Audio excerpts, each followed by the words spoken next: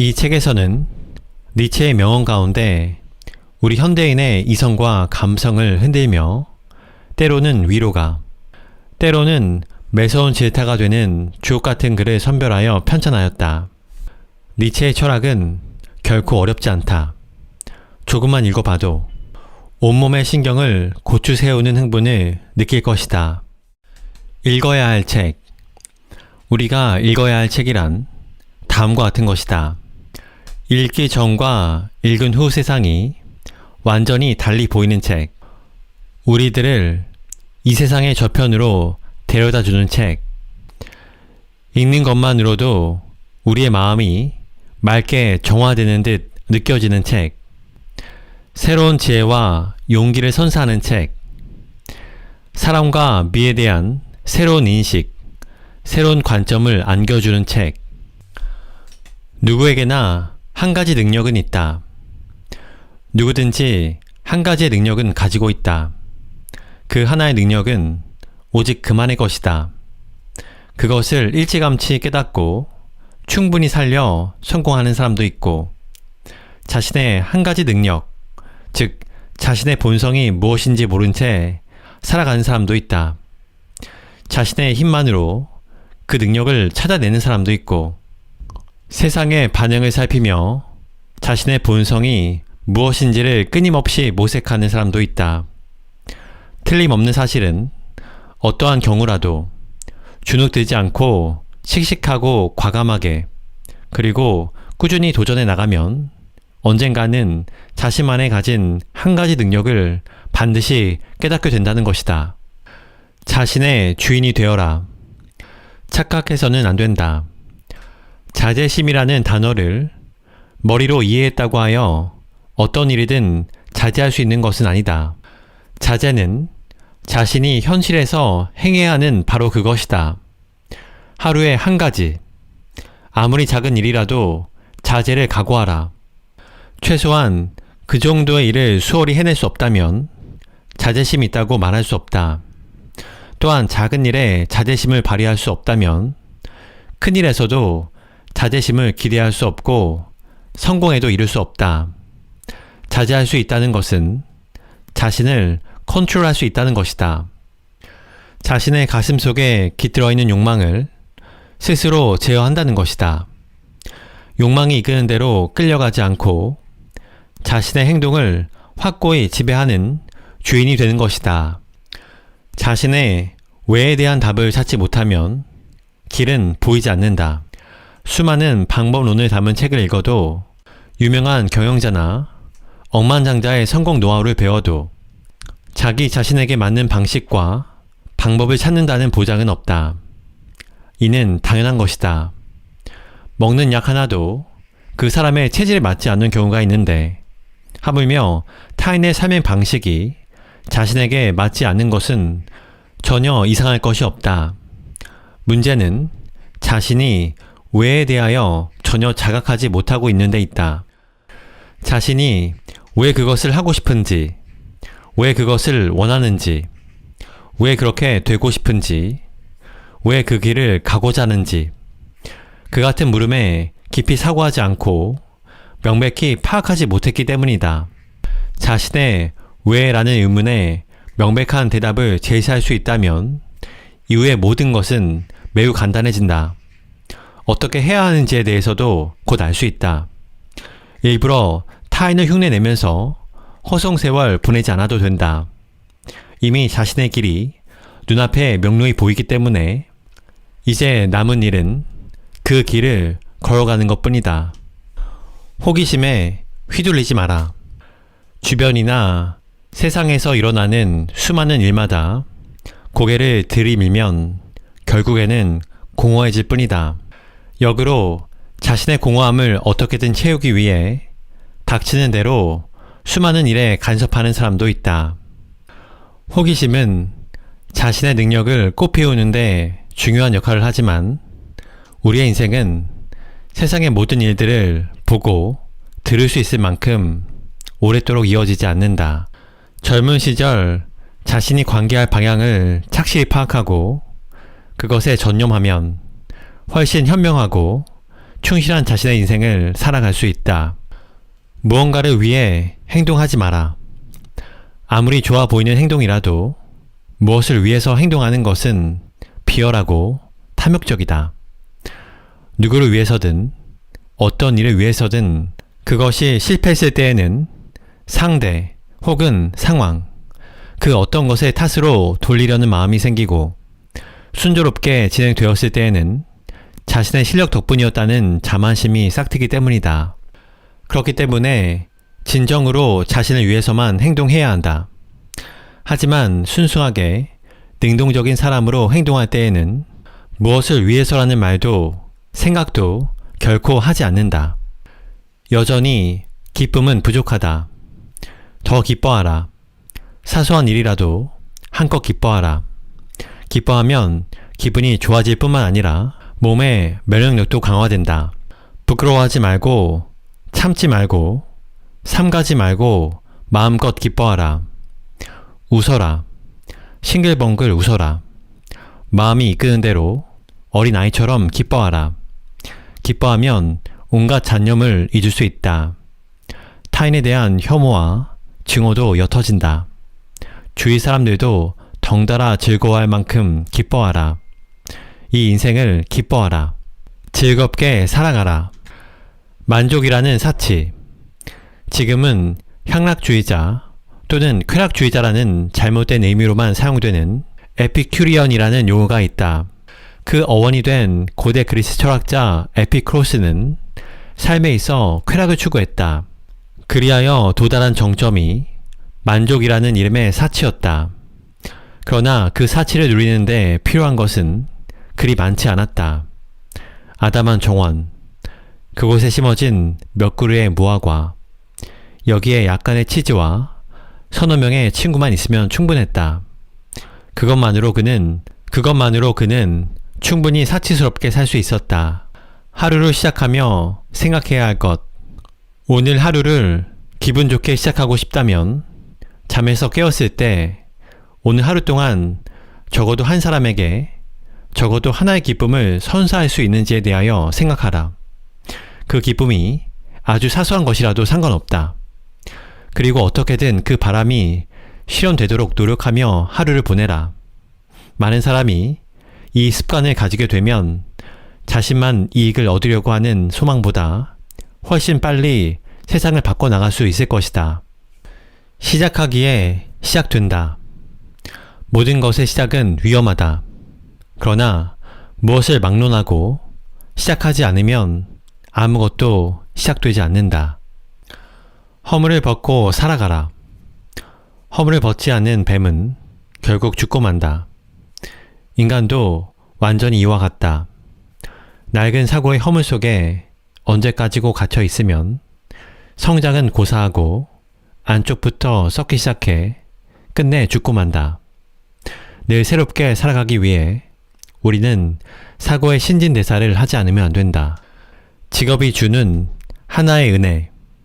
자신의 직업에 전념하면 쓸데없는 생각을 멀리할 수 있다. 그런 의미에서 직업을 가지고 있다는 것은 하나의 큰 은혜라고 말할 수 있다. 인생이나 생활에서 우울한 일을 당했을 때 익숙한 직업에 몰두함으로써 현실의 문제가 초래하는 압박감과 근심에서 벗어나 조용히 물러설 수 있다. 힘들면 도망쳐도 상관없다. 끊임없이 싸우며 고난을 겪었다고 해서 반드시 그만큼 상황이 호전될 것이라고 단정할 수 없다. 자신의 마음을 너무 괴롭히지 마라. 자신에게 주어진 직업에 몰두함으로써 걱정거리에서 멀어져 있는 동안 틀림없이 무엇인가가 달라진다. 계획은 실행하면서 다듬어라. 계획을 세우는 일은 즐거움과 쾌감을 동반한다.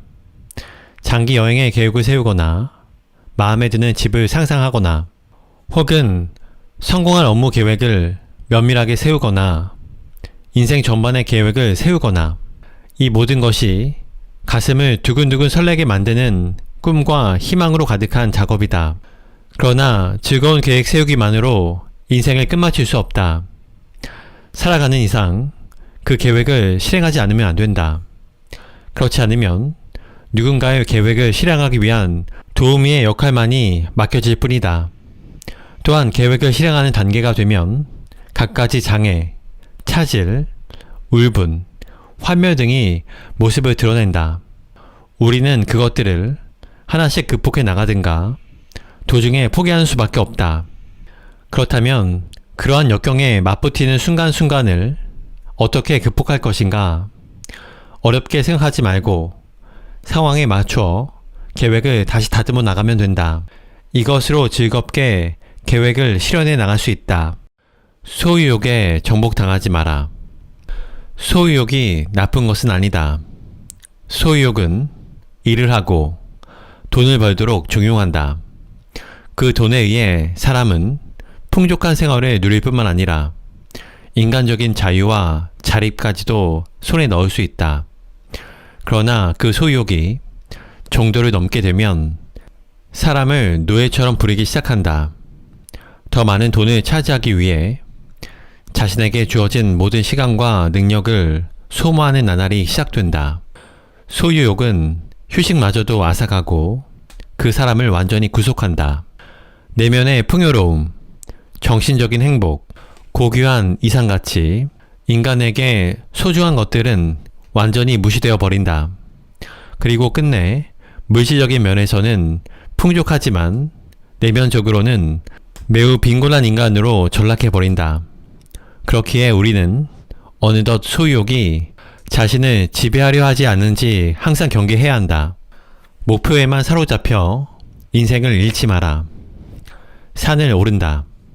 짐승처럼 망설임도 없이 땀 범벅이 되어 오직 정상을 목표로 오를 뿐이다. 오르는 동안 눈부시게 아름다운 풍경이 펼쳐질 테지만 오로지 높은 곳을 향하는 것 외에는 알지 못한다. 그것이 여행이든 늘 하는 일이든 하나의 것만 탐닉하고 다른 것은 완전히 잊어버린다. 사람은 그같이 우매한 짓을 때때로 저지른다. 일의 경우 매출 향상만이 오직 단 하나의 목적인 양 착각한다.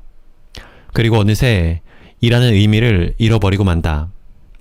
이 같은 어리석은 행위는 언제나 반복된다. 마음의 여유를 잃고 이해 타산적인 행동만을 중시한 나머지 오로지 그 관점에서 인간적인 것조차 모두 쓸모없는 짓이라고 간주한다. 그리고 결국에는 자신의 인생 자체를 잃어버리게 되는 일이 빈번히 자행되고 있다.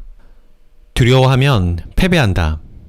더 이상 나아갈 길이 없다고 생각하면 개척으로 향한 길이 존재해도 느닷없이 시야에서 사라진다. 위험하다고 생각하면 안전한 곳은 사라진다. 이것으로 끝이라고 믿으면 종말의 입구로 발을 내딛게 된다. 어떻게 할까라고 생각하면 불현듯 최선의 대처법을 찾을 수 없게 된다. 결론은 두려워하면 패배한다는 것이다. 상대가 너무 강하기 때문에, 지금까지 없던 공경에 빠져 있기 때문에, 상황이 너무 나쁘기 때문에, 역전할 수 있는 조건이 갖춰져 있지 않기 때문에 패배하는 것이 아니다. 마음속에 두려움을 가지고 겁먹고 있을 때 스스로 파멸과 패배의 길을 선택하게 된다. 마음은 태도에 드러난다.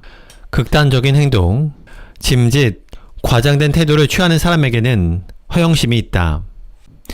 자신을 크게 보이는 것, 자신에게 힘이 있다는 것, 자신이 뭔가 특별한 존재라는 것을 타인에게 각인시키길 원한다.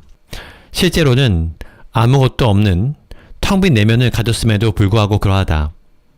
사소한 것에 사로잡히는 사람은 배려심이 있는 듯 혹은 무슨 일이든 섬세한 듯 보이지만 내실은 공포심을 끌어안고 있는 것이다. 실패하지 않을까 두려운 것이다. 혹은 무슨 일이든 자신 이외의 사람이 관계하면 순조롭게 진행되지 못할 것이라는 생각을 가지고 있어 내심 타인을 얕잡아 보는 까닭이기도 하다. 사실을 보지 못한다. 대부분의 사람은 사물이나 상황 그 자체를 보지 않는다. 그것에 사로잡힌 자신의 생각이나 집착, 고집, 그 상황에 대한 자신의 감정 또는 머릿속에 멋대로 떠올린 상상을 본다. 결국 자신을 이용하여 사물이나 상황 자체를 감추고 있다. 실증을 느끼는 이유는 자신의 성장이 멈췄기 때문이다. 좀처럼 간단히 손에 넣을 수 없는 것일수록 간절히 원하는 법이다. 그러나 일단 자신의 것이 되고 얼마간의 시간이 흐르면 쓸데없는 것인 양 느껴지기 시작한다. 그것이 사물이든 인간이든 마찬가지다. 이미 손에 넣어 익숙해졌기 때문에 실증이 난다. 그러나 그것은 자기 자신에게 실증이 나 있는 것이다. 손에 넣은 것이 자기 안에서 변하지 않기에 질린다. 즉 대상에 대한 자신의 마음이 변하지 않기 때문에 흥미를 잃어버린다. 결국 계속해서 성장하지 않는 사람일수록 쉽게 실증을 느낀다. 오히려 인간으로서 끊임없이 성장하는 사람은 계속적으로 변화하기에 똑같은 사물을 가지고 있어도 조금도 실증을 느끼지 않는다. 왜 자유로운 사람이 멋있는가? 자유를 추구하고 사물을 보는 시점을 보다 자유롭게 하여 자신의 능력과 개성을 최대한 발휘하려고 하는 노력은 많은 이점을 낳는다. 우선 그는 무의식적으로 자신의 결점을 확대시키거나 악행을 저지르지 않게 된다. 왜냐하면 사물을 자유롭게 바라보는 데 있어서 그것들은 방해가 되기 때문이다. 마찬가지로 자신을 자유롭게 함에 있어 방해가 되는 분노나 혐오의 감정도 자연히 필요하지 않다. 진정 자유로운 사람이 활기차고 말쑥한 인상으로 비춰지는 것은 실제로 그의 정신과 마음이 이처럼 현명하기 때문이다. 세상을 초월하여 살라. 세상에 존재하면서 이 세상을 초월하여 살아라. 세상을 초월하여 산다는 것은 우선 자신의 마음과 감정이 시도 때도 없이 작용하여 이쪽 저쪽 움직이지 않는 것이다. 정동에 휘둘리는 것이 아닌 정동이라는 말에 올라타 능숙하게 그것을 다루는 것이다. 이것이 가능해지면 세계와 시대의 흐름, 변화에 휘둘리지 않는다. 그리고 확고한 자신을 가지고 강인하게 살아갈 수 있게 된다. 안전지향이 사람과 조직을 부패시킨다. 유유상종이라는 말이 있다.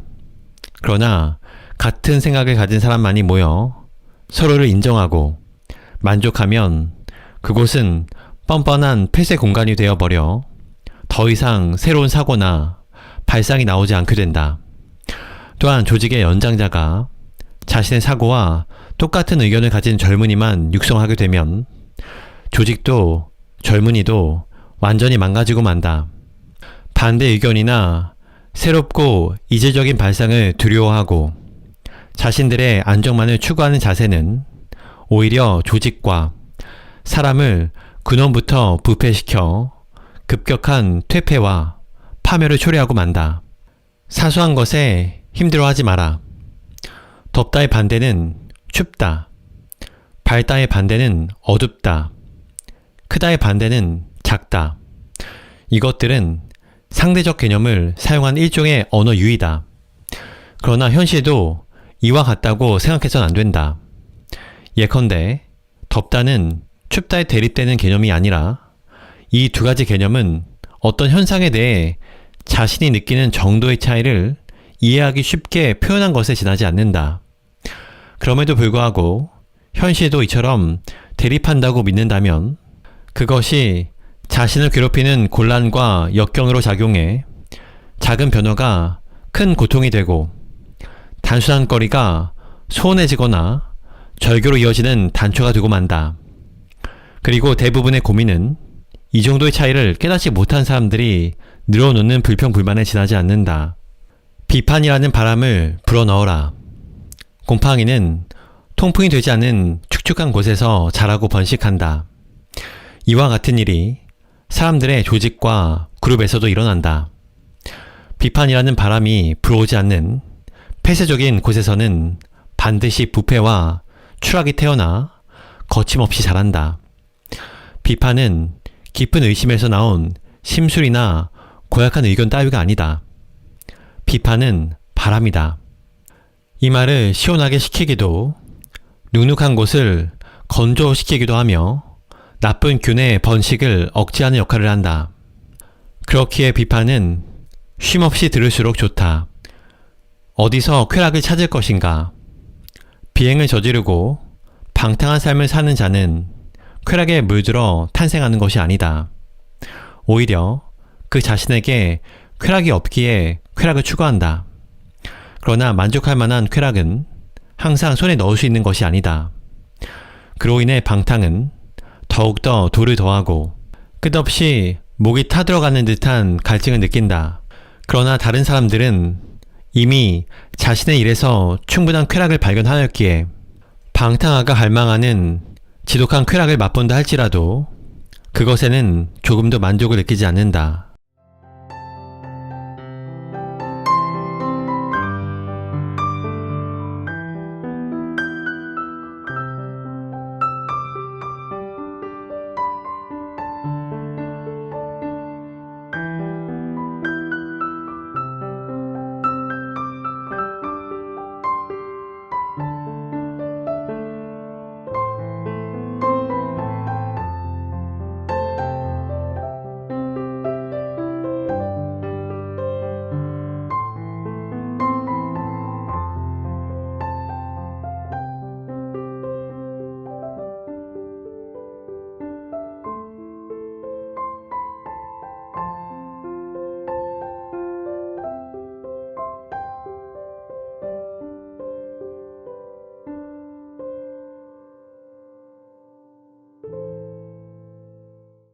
니체라는 괴짜 철학자. 독일의 철학자 니체는 19세기 후반에 태어나 20세기가 밝아오기 전 세상을 떠났다. 24세에 스위스 바젤 대학의 교수가 되었지만 교직에 몸 담은 것은 불과 10년 남짓으로 그 이후 요양을 위해 유럽 각지를 여행하며 독특한 저술과 사색을 이어갔다. 니체의 저작 가운데 세상에 가장 널리 알려진 것은 차라투스트라는 이렇게 말했다일 것이다. 니체는 철학가이긴 했지만 난해하고 추상적인 모든 문제에 대해 사색하며 그 이론을 풀어냈던 사람은 아니다. 니체의 이름이 전 세계에 알려지고 현재까지도 회자되는 이유는 그의 날카로운 통찰력 때문이다. 핵심을 찌르는 듯 날카로운 시점, 강인한 생기, 불굴의 영혼, 보다 높은 곳을 향해 나아가려는 굳은 의지가 참신하고 짧은 명문장에 고스란히 담겨있기 때문에 그의 말은 오늘날까지도 수많은 사람들의 마음 깊이 아로새겨지고 있다.